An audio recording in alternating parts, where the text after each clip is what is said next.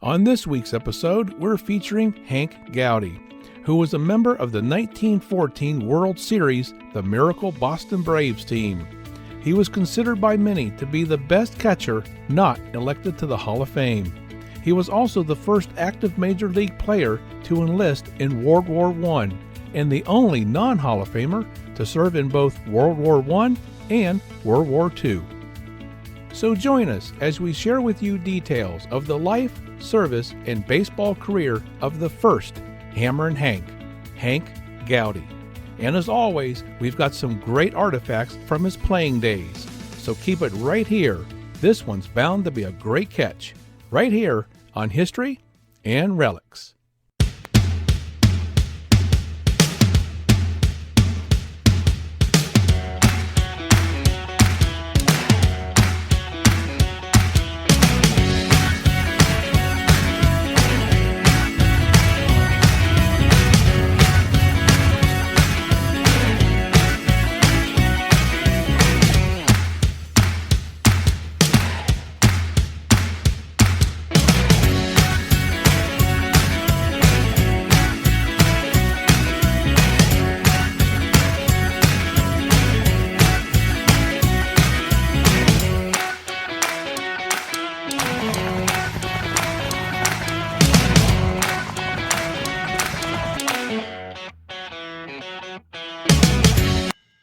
Harry Morgan Gowdy, also known as Hank, was born on August 24, 1889, in Columbus, Ohio, to Horace and Carrie Burhart Gowdy.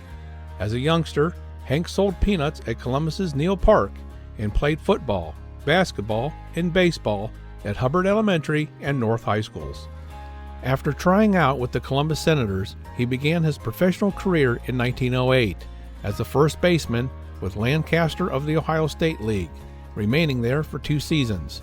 By 1910, John McGraw signed him to the New York Giants and gave him a 7-game tryout.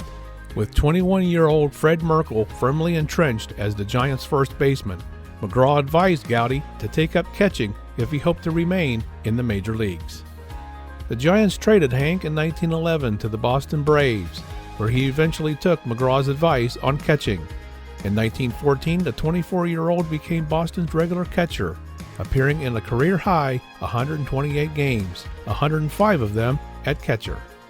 In Game 1 of the 1914 World Series against the Athletics, he was 3 for 3 with a single, a double, and a triple, and he and first baseman Butch Smith, the 2 slowest men on the team, executed a successful double steal. In Game 3 at Fenway Park, which the Braves borrowed from the Red Sox, Boston was down by 2 runs, when Gowdy led off the 10th with a blast into the center field bleachers. It was the only home run of the series. In the 12th, Gowdy got his 3rd hit and 2nd double of the game, a bullet to left field. Running for him, Les Mann scored the winning run on a wild throw. In the Game 4 finale, Gowdy went 3 for 4, giving him a .545 batting average for the series, and Boston swept the Athletics 4-0. Perhaps as a result of his stellar postseason performance at the plate in 1914, the new nickname of Hammerin Hank appeared in the press the following season. Although other players in the minor leagues previously carried that moniker, he is the first to do so at the major league level. Gowdy became the major's first Hammerin Hank, starting a tradition carried on by Hank Greenberg from 1930 to 1947 and Hank Aaron from 1954 to 1976. Over the next couple of years, Hank remained a Boston mainstay behind the plate, catching an average of 115 games per season. In 1917, he took the step that, despite his 1914 heroics, assured him everlasting fame. The United States entered into World War I in April, and on June 1st, Gowdy became the first active Major League player to enlist, joining the Ohio National Guard. Now, another player by the name of Eddie Grant had enlisted in April, but he had retired as a player. He reported for duty on July 15, 1917, and was soon headed for the front lines in Europe. Gowdy served with the 166th Infantry Regiment of the 42nd Infantry Division. He carried the colors during the war for his fighting unit.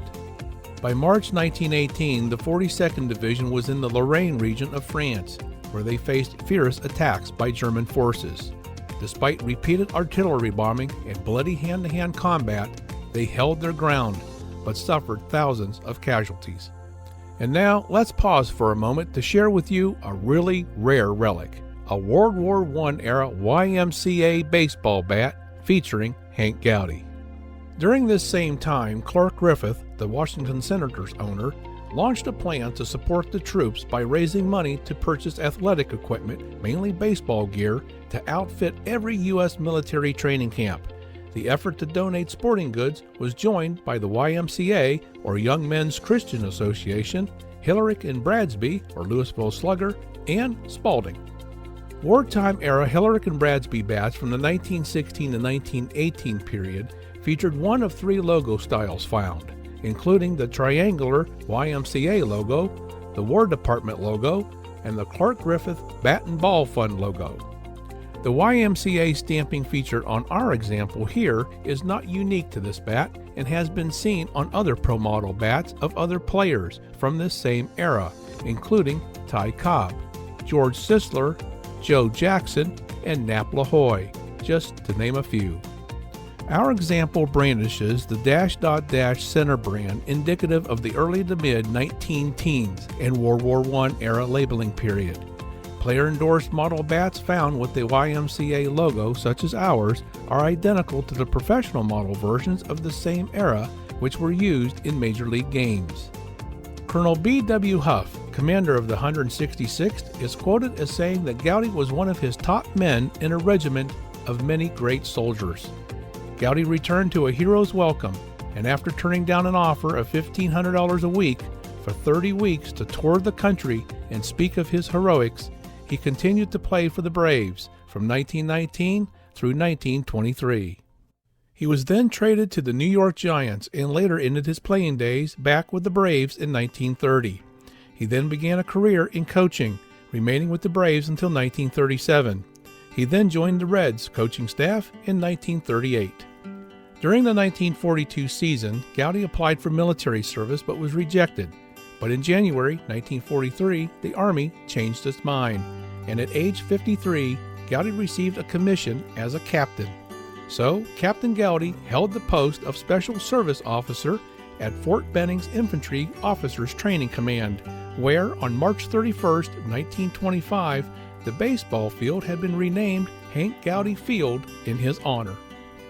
On August 27, 1943, now Major Gowdy coached a team of servicemen and players from Camp Cumberland, Pennsylvania, against the New York All-Stars, a team made up of players from the Giants, Yankees, and Dodgers, among others.